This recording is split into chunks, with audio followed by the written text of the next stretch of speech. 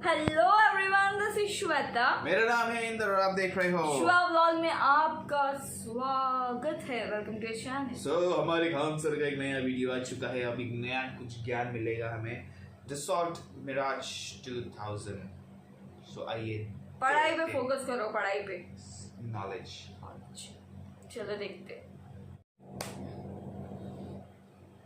जय हिंद। देखिए, समझते हैं हम लोग भारत 24 ठो सेकेंड हैंड जो फ्रांस रिजेक्ट कर दिया, उस रिजेक्ट मिराज 2000 को क्यों खरीद रहा है, और रेलवे का जो ग्रुप डी के एग्जाम को लेकर इसके बारे में टोटल समझते हैं। देखिए, अभी जो पाकिस्तान जो है वो भी एक JF-17 थंडर है, इसको अर्जेंटीना को बेचने का प्लान किया था। हुआ क्या कि पाकिस्तान क्रिकेट बोर्ड जो टीम मैच कराने वाली थी उसमें न्यूजीलैंड जो है वो आने से मना कर दिया, कहा कि हम सिक्योरिटी कारण से नहीं आएंगे। हालांकि पाकिस्तानियों का कहना था कि जितनी न्यूजीलैंड के पास फौज है उससे ज्यादा ये फौजी ये लोग न्यूजीलैंड की सुरक्षा में लगाएंगे। तो इससे यही पता चलता है कि वो कितना अशांत देश है जहां इतनी बड़ी फौज लगाना पड़ता है केवल 11 लोगों को खेलने के लिए। न्यूजीलैंड ने जैसे कैंसिल किया, उसके बाद इंग्लैंड ने भी कैंसिल कर दिया। इसमें PCB यानी पाकिस्तान क्रिकेट बोर्ड को बहुत ज्यादा घाटा लगा है। वो इसके लिए कह रहे हैं कि वो इंटरनेशनल जो क्रिकेट काउंसिल है वहां पे भी जाएंगे। अभी कहीं चिल्लाएं से क्या फर्क पड़ता है, लेकिन पाकिस्तान ने सोचा इसके लिए क्यों ना वो लोग इंग्लैंड को सबक सिखाएं। इसलिए इंग्लैंड जो है उसका अर्जेंटीना के साथ 1982 से विवाद चल रहा है। अब पाकिस्तान ने सोचा कि इस विवाद को हम लोग और अच्छा करते हैं, मतलब वो और बढ़ावा चाहता है। तो इंग्लैंड जो है वो अर्जेंटीना से विवाद चल रहा है, तो ये लोग अर्जेंटीना को JF-17 जो थंडर है चाइना के साथ इन लोगों ने मिलकर बनाया। हालांकि ये बहुत एडवांस नहीं है, इतना ही एडवांस रहता तो चाइना के पास ये क्यों नहीं है। ये पाकिस्तान को थमा दिया है चाइना की, लो इसी झुंझुना से खेलते रहो। हालांकि ये उतना एडवांस नहीं है, हाँ नया प्रोडक्शन है, प्रोडक्शन लाइन में नया है, इस वजह से थोड़ा सा वर्किंग में इसका फाइननेस थोड़ा ज्यादा है। तो ये 5000 करोड़ की डील थी। पाकिस्तानियों ने पूरा ढिंडोरा पीट दिया कि हम 12 ठो जहाज बेचेंगे, 5000 करोड़ आएगा। तो उनके लिए 5000 करोड़ रुपया बहुत ज्यादा है। हमारे यहाँ तो नेतवा इतना हर साल घोटाला करके लूट देते हैं सब। तो वो ऐसे हल्ला किया, इतना हल्ला किया कि अर्जेंटीना को आके कहना पड़ा कि हम आपसे नहीं खरीद रहे हैं JF-17। अब सोचिए किसी देश की मीडिया को कितना शर्मिंदा होना पड़ेगा कि उसका देश पूरा हल्ला कर रहा है कि हम ये जहाज बेच रहे हैं और वो देश कह रहा है कि हम नहीं खरीद रहे हैं। अब ये अर्जेंटीना और इसके साथ विवाद इंग्लैंड का बहुत पुराना है, 1982 से। अब यहाँ अभी हाल फिलहाल में नक्शा के बैच में साउथ अमेरिका पढ़ा है, तो ये अर्जेंटीना के पास एक द्वीप है, ये देश है अर्जेंटीना। दुनिया में दूसरे सबसे ज्यादा यहूदी अगर इजराइल के बाद कहीं रहते हैं तो अर्जेंटीना में। तो अर्जेंटीना के पास ये छोटा सा द्वीप है जिसका नाम है फॉकलैंड। फॉकलैंड के नाम पर यहाँ एक ठंडी जलधारा भी है, फॉकलैंड की जलधारा।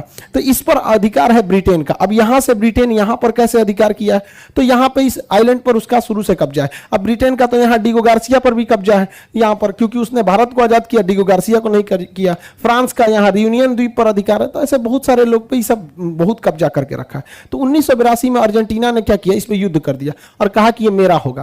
तो अर्जेंटीना ने यहां पे सोचा कि इंग्लैंड को वहां से यहां आने में बहुत समय लगेगा, लेकिन गड़बड़ हो गया। इंग्लैंड की उस समय की प्रधानमंत्री मार्गरेट थैचर थी, जिन्हें आयरन लेडी भी कहा जाता है। उन्होंने पूरी तरह से धो दिया यहां पर आके और अर्जेंटीना को हार का सामना करना पड़ा। और तब से लेकर आज तक फॉकलैंड द्वीप पर इंग्लैंड का ही अधिकार है। हालांकि इसके बाद इंग्लैंड ने वहां रेफरेंडम यानी जनमत संग्रह भी कराया था और वहां के लोगों ने पूरी बहुमत के साथ कहा कि हम लोग इंग्लैंड के साथ ही रहेंगे। तो इसी द्वीप को लेकर अर्जेंटीना और इंग्लैंड के बीच में विवाद है। इंग्लैंड चाहता नहीं है कि अर्जेंटीना की आर्मी डेवलप हो, इसलिए वो कोई भी देश अगर अर्जेंटीना को हथियार बेचता है तो इंग्लैंड उसके ऊपर प्रतिबंध लगाता है, कहता है कि हमारे से रिश्ते खराब हो जाएंगे, इस टाइप के होने लगते हैं। तो अर्जेंटीना का एयरफोर्स और आर्मी बहुत कमजोर होती गई। तो आज भी इस फॉकलैंड द्वीप पर इंग्लैंड का अधिकार है। मार्गरेट थैचर को आयरन लेडी के नाम से जाना जाता है। हालांकि 1982 में युद्ध हुआ, फॉकलैंड की युद्ध, बहुत जल्दी इंग्लैंड इसको जीत गया।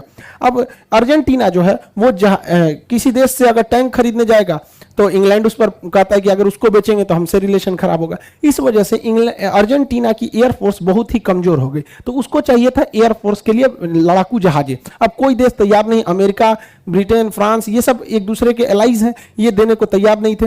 अब रसिया जो है वो इसको दे सकता है, बट इन लोग बहुत ज्यादा संख्या में खरीदेंगे भी नहीं। तो इसलिए इन्होंने पाकिस्तान से JF-17 खरीदने की बात कही, लेकिन पाकिस्तान को अड़ंगा लगा दिया इंग्लैंड ने, क्योंकि पाकिस्तान ने जो JF-17 जहाज बनाया है उसमें जो इजेक्शन सीट लगी है, ये इजेक्शन सीट भी इंग्लैंड ही बनाता है। और दुनिया में 90% जितने जहाज हैं उसमें इजेक्शन सीट इंग्लैंड ही बनाता है। इस इजेक्शन सीट के नीचे रॉकेट लगे होते हैं। कभी भी इमरजेंसी में जहाज में पायलट को निकलना होता है तो इस इजेक्शन सीट के ऊपर ये हुक होता है, ये हुक जैसे ये रॉकेट ब्लास्ट करता है नीचे से ऐसे हुक खींचेगा तो इस रॉकेट में ब्लास्ट होगा और ये ऊपर का शीशा तोड़ देता है, ये ऊपर जो शीशा लगा होता है उसको तोड़ देता है और तेजी से फेंकता है पायलट को और पायलट ऊपर जाता है। इस इजेक्शन सीट के पीछे पैराशूट लगे होते हैं, सब चीज ऑटोमेटिक होता है, बस इजेक्शन सीट खुलेगा और पायलट ना आराम से बच जाता है। हजारों लोगों की जान इन्होंने इजेक्शन सीट से बचाई है। तो जो भी देश अगर इंग्लैंड अर्जेंटीना को जहाज बेचता है तो इंग्लैंड की कंपनी कहती है कि भाई उस देश को बेचोगे तो हम इजेक्शन सीट ही नहीं देंगे। अब इसमें फंस गया पाकिस्तान के पास, तो चाइना कह रहा है कि हम अलग से इजेक्शन सीट बना देंगे, तो अर्जेंटीना कह रहा है सोच रहा आप चाइना का इजेक्शन सीट लेंगे और तो आधा से ज्यादा फंस जाएगा, उसके पायलट की जान जा सकती है। अतः यह भी डील रद्द होता दिख रहा है। रही बात भारत की, तो भारत फ्रांस के साथ 24 सेकेंड हैंड भी नहीं है, फ्रांस की जो सेना है वायुसेना वो अपने बेड़े में से 24 ठो मिराज 2000 जहाजों को रिटायर करके अब हटा रही है स्क्रैप पार्ट में। तो भारत उसे खरीद रहा है। भारत अभी दुनिया में लगभग 600 मिराज जहाजें बनाई गई हैं। भारत इस मिराज जहाजों को खरीद रहा है क्योंकि भारत के पास भी मिराज जहाज पहले से थे। बालाकोट एयर स्ट्राइक में मिराज जहाज का ही प्रयोग किया गया था। कारगिल की लड़ाई में पाकिस्तान का बलात्कार करके चला आया था यही मिराज जहाज ने। तो मिराज जहाज की परफॉर्मेंस बहुत तगड़ी है, खास करके पहाड़ी एरिया की लड़ाई में। लेकिन मिराज जहाज अब प्रोडक्शन लाइन में बंद हो चुका है, इसलिए इसके स्पेयर पार्ट्स कुछ पार्ट बिगड़ जाते हैं। तो ये 10 साल पहले इसका प्रोडक्शन बंद हो चुका है, तो बड़ा मुश्किल से मिलता है। इसलिए भारत बड़ी सस्ता दाम से 12 करोड़ में एक ठो, यानी टोटल 24 जहाज को 300 करोड़ में खरीदा है, जबकि राफेल को खरीदने में एक के वो जहाज 1600 करोड़ की आ रही है और इसने हम लोग ने 300 करोड़ रुपए में मामूली दाम में हम लोगों ने 24 ठो मिराज जहाज खरीद लिया। अब ये जहाज क्यों खरीदा गया? क्योंकि एयर चीफ मार्शल का कहना है कि ये जहाज अभी कंडीशन में है, इनका रिकॉर्ड बहुत अच्छा है और 2030 से 35 तक इसे हम लोग आराम से खींच जाएंगे। लेकिन उस दौरान इसके पार्ट्स में कुछ घिसावट आती है, जैसे गाड़ियों में भी कुछ घिसावट वगैरह आती है, तो नए पार्ट्स लगाने पड़ते हैं। तो चूंकि कंपनी इस मॉडल को बनाना बंद कर दी है तो आने वाले समय में इसके पार्ट्स का मिलना बहुत मुश्किल हो जाएगा। इसलिए भारत ने होशियारी करके इन जहाजों को खरीद लिया है और ये जहाज कंटेनर में भर के आएंगे, उड़ के नहीं आ पाएंगे और इसको केवल रखा जाएगा स्पेयर पार्ट्स में। मान के चलिए किसी जहाज का लैंडिंग गियर खराब हो गया या ये टेल वगैरह खराब हो गया तो इसमें से पुराने में से चेंज करके लगाया जा सकता है। जैसे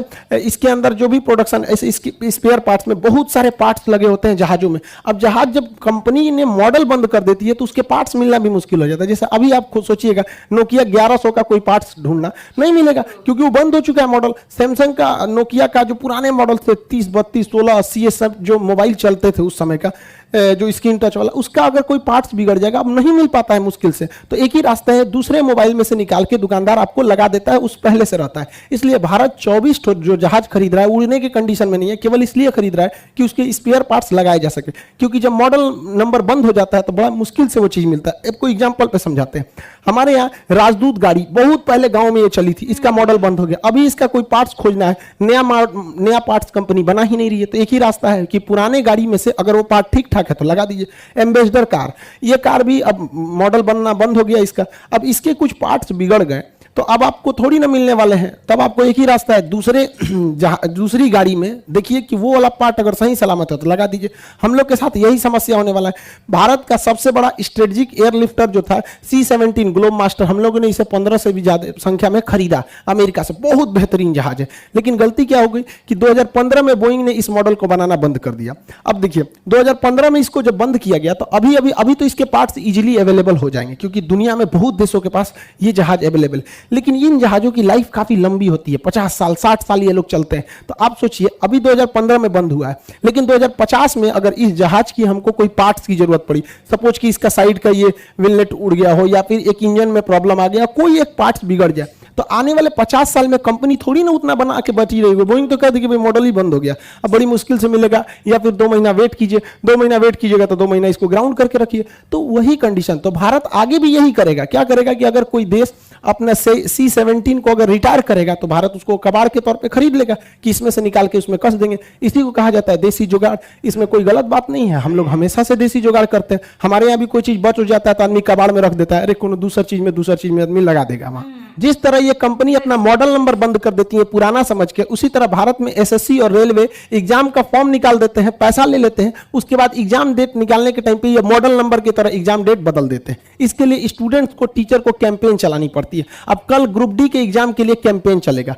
अब ट्विटर पे ये पहला देश बनते जा रहा है, डिजिटल इंडिया का यही फायदा है, hashtag railway group D exam date. अब भाई एग्जाम डेट मतलब एनटीपीसी का लड़के एग्जाम डेट लिया गया, अब उसके एनटीपीसी का तो हो गया, अब ग्रुप डी का लिया जाएगा, बहुत जल्दी ग्रुप डी का भी हो जाएगा। हालांकि देखिए हम लोग ये जो 27 तारीख का डेट डिसाइड कर दिया गया, ये अचानक डिसाइड हुआ है, लेकिन फिर भी जब आप स्टूडेंट रहेंगे तो हम टीचर लोग को तो इंडिया के सारे टीचर्स तो आएंगे ही आएंगे, लेकिन हाँ फिर भी एक चीज ध्यान से रखिए कि डेट डिसाइड करने से पहले एक ग्रुपिंग बना लीजिए लोग, सारे लोग मिलकर कि हम लोग को इस दिन कैंपेन करना है। ऐसा नहीं कि हाँ इस दिन कैंपेन करना है, आप भी साथ दीजिए, आप भी साथ दीजिए, इस तरह से नहीं होता है। रीजन क्या देखिए, अभी मोदी जी विदेश से जस्ट आए हैं, अब कल पूरी मीडिया चर्चा करेगी मोदी जी इस रंग का कपड़ा पहने थे, ऐसे रंग का कंबल ओढ़े थे, ऐसे छाता लगाए थे, ऐसे 3 बार नीचे उतरे हैं, चाय पिए हैं, बिस्कुट खाए हैं, सोने गए हैं, रजाई ओढ़े, इसी सब में मीडिया इस चीज को निकाल दे। इसलिए हम लोग को डेट डिसाइड करना है, तो 27 तारीख को तो हम लोग करेंगे ही करेंगे। साथ ही 2 अक्टूबर गांधी जयंती है, तो उस दिन भी हम लोग अगर इसको करेंगे तो गवर्नमेंट का ज्यादा ध्यान जाएगा वहां पर।